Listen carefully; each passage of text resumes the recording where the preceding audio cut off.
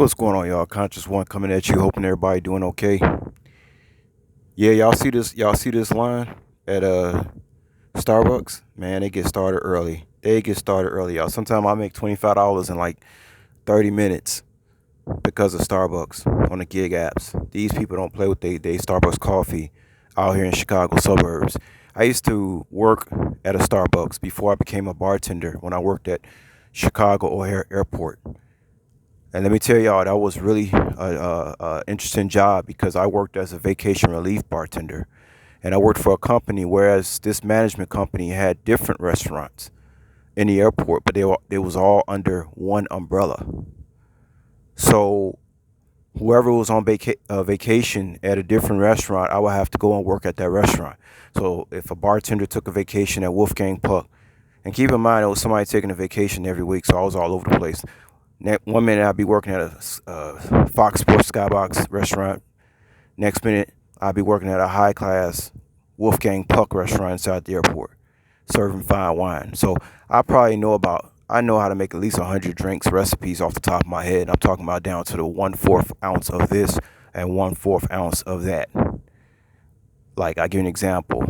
What's the difference between a martini and a Gibson? The difference is that a martini is 2.5 ounces of vodka, a half ounce of dry vermouth, and an olive. But a Gibson is a martini, except it has not only does it have 2.5 ounces of vodka and half ounce of dry vermouth, it has a pearl onion instead of an olive. That's the difference between a martini and a Gibson. I can go on. This is how.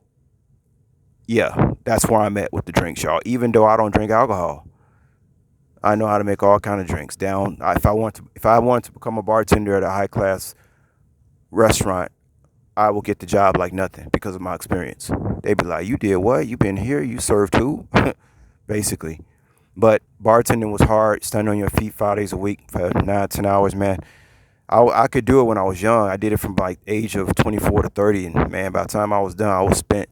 I was spent, y'all. But a lot of people do it because the money's good. But my body comes first. I'm glad what I do. I actually make more money now than I did as a bartender. So there you go. I'm trying to see if I got any other stories. Man, see, I was gonna tell y'all something. Yeah, about going back to the Starbucks.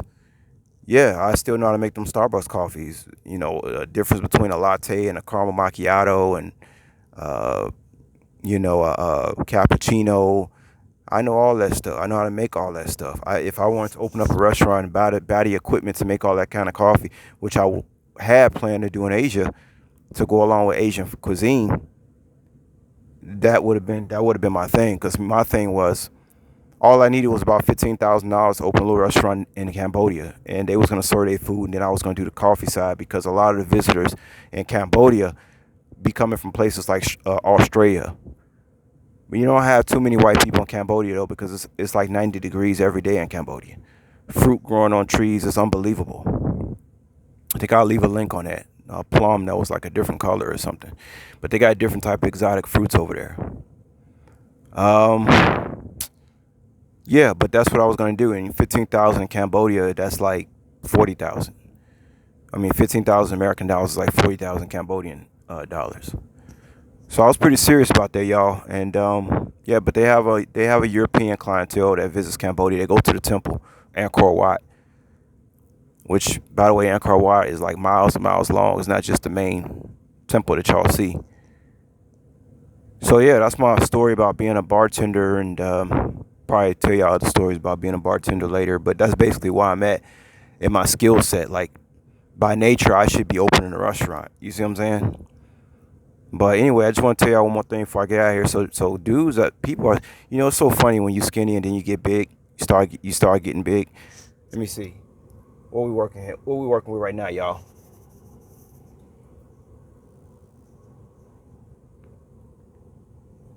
When you start getting big, dudes start getting out your way. Man, that stuff is hilarious, man. That stuff is. Let me show y'all one more time. One more time. One more time. One more time, y'all. Y'all think I'm getting big or what? Dudes start getting out your way when you getting big. That's hilarious. I go from Dudes not getting out of my way to not dudes getting out of my way. I walk. You know how you really know you're getting big too? You walk into a place, you see another brother. He just kind of nods his head at you like, right on, bro. Like, I want to be cool with this dude. I don't want to have no problems with this dude. And let me just get that clear near me, find out who this cat is. Because not too many guys walking around looking like me, y'all, at my age. But yeah, dudes start nodding, black other brothers start nodding their head at you, trying to make peace with you before they don't want to step on your toe. You walking down the street, somebody walking down, they get out of your way. I do not want to step on this Negro's toes. So to go from them not doing that to doing that, let me tell you, I've done that several times in my life. It's hilarious.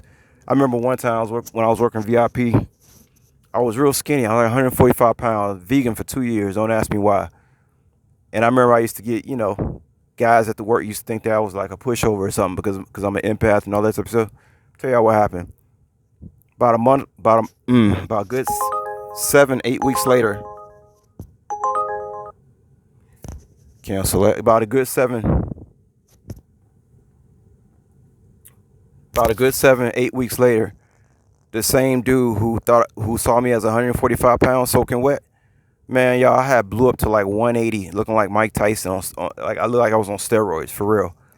I remember I had bulked up. I was taking this supplement called Maca Root, and then I was taking creatine, and then I was taking some vitamins, and I'm trying to see what else was I taking. Oh, GABA still, Maca Root, beetroot, protein powder, pea protein powder. Which, by the way, if y'all ever get a pea protein powder, make sure it's low sodium, because those things are high in sodium. You gotta get the low sodium when they cost more. When they extract the protein out of the pea, it's a lot of sodium involved, and you don't want that. But just to get back to my point, so this dude has seen me in about 7-8 weeks. And man, let me tell y'all, the dude got scared. Like, oh man, I hope I didn't rub this scatter wrong. Like, they thought I was on steroids. Like, that happens to me so many times in my life where people think I'm on steroids because they don't understand how somebody can get that big in 7 to 8 weeks later. That's because I know what I'm doing. And like I said, I got the God particle to do that. I told y'all I'm like LL Cool J, except not bisexual and a better shaped skull.